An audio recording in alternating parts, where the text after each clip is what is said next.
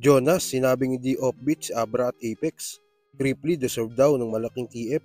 Sunugan, puro hype na lang. So tara.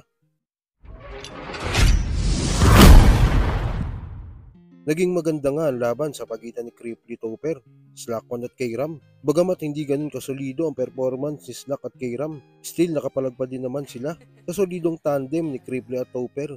Nireview nga ni Akata ang nasabing laban sa kanyang segment na The Akata Show at talagang napabilib siya ng dalawang tiga Bicol, lalo ni Cripply.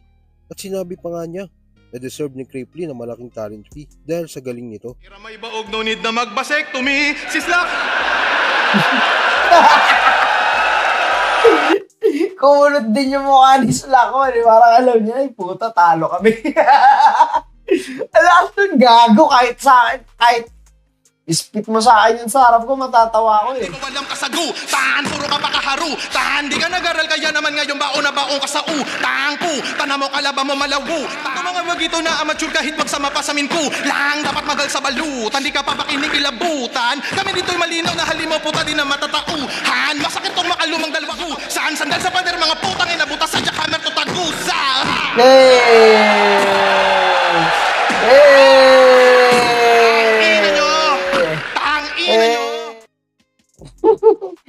Yeah.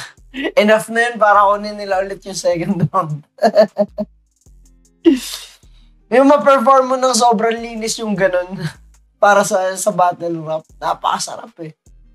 Parang talagang ano siya eh, flavor na talaga siya ng battle rap. Yung pag nakakita ka ng ganun, may nagbi-beatbox. Unang ginawa yun nila, Lance at Patrick, na nakalaban din nila Cripply at Topper, pero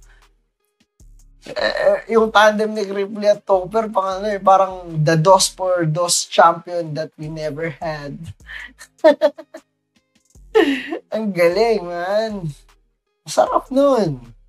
Crazy, man. Crazy. Galing mo, Cripply. At pati ni Topper, syempre. Kasi sa flip top, 30K na ang TF. Dito humahasil. Samantalang sa trabaho niya sa Bicol, 30K TF, 30K lang TF ni Cripply? Hindi siguro. Deserve ni Cripply ng mga 100. Na kaya niyong gawin, ha? Para sa akin. Tinakbuhan daw namin si Enigma. Tarantado halang ba? Nabugbog daw si Sir Arik dahil sa amin. Buti nga sa kanya.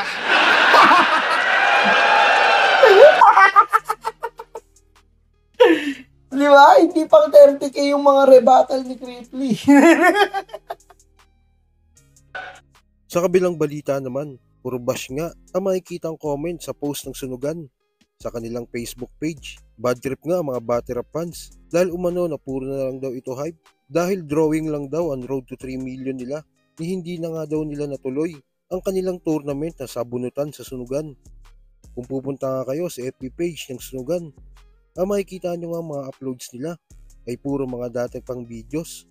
Ganun pa man, meron pa ding nilulutong tournament ang Sunugan ayon ito sa kanilang post.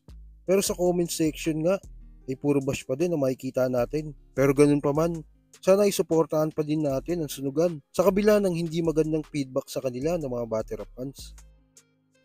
At sa uling balita, naging mainit nga kamakailan ang issue dahil sa nilabas na kanta ni Abra na tila marami ang pinatamaan. Isa na nga dyan ay sa M-Site.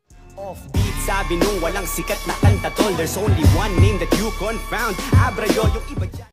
Dahil nga ito sa laban ni M-Site at Apex sa PSP na sinabi ni M-Site na offbeat si Abra at Apex. Magaling ka mag-construct. Ba't di mo maisalin sa mga kanta mo? May titulo ka. Tanga wala kang titulo. At tandaan mo hanggang multi ka lang. Offbeat kayo ni Abra! Dahil nga sa mainit na issue na ito, nagbigay nga ng opinion si Jonas at sinabi niyang para sa kanya ay hindi offbeat si Abra at Apex. Kaya lang daw nasabi yun ni M-Site ay nasa battle sila.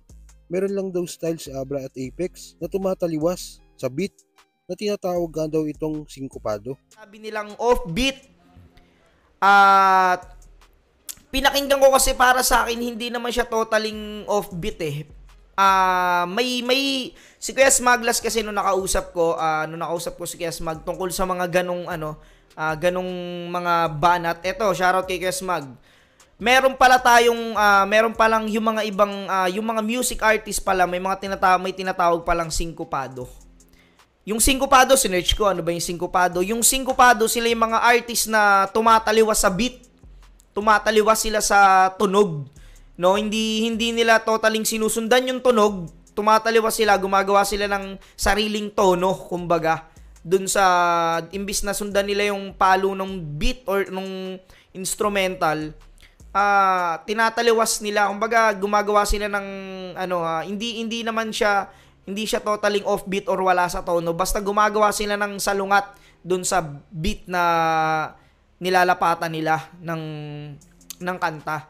Tawag po dun ay sinkopado.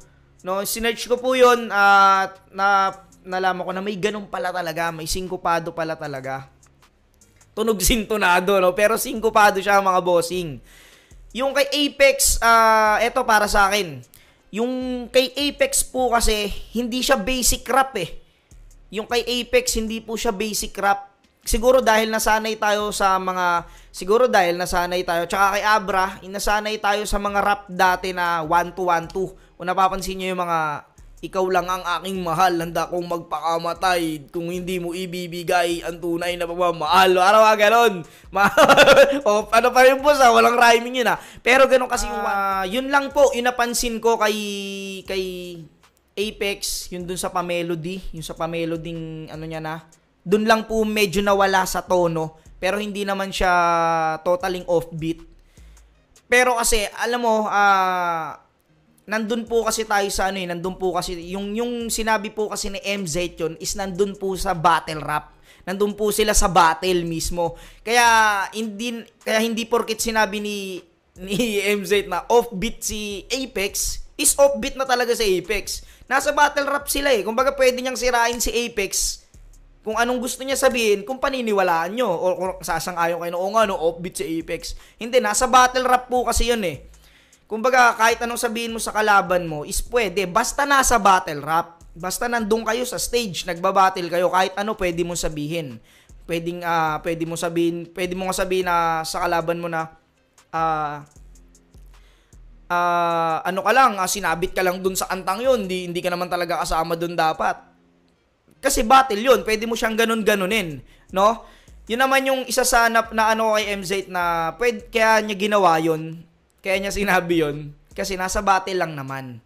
No, hindi naman sinabi ni MZ yun na wala sa battle. So kung kayo ba ang tatanungin, hindi nga ba offbeat sa Abra at Apex sa kantang Aral ni Looney? Kung ano man sa loobin mo, comment mo lang sa baba na mapag-usapan natin yan. So yun lang. God bless.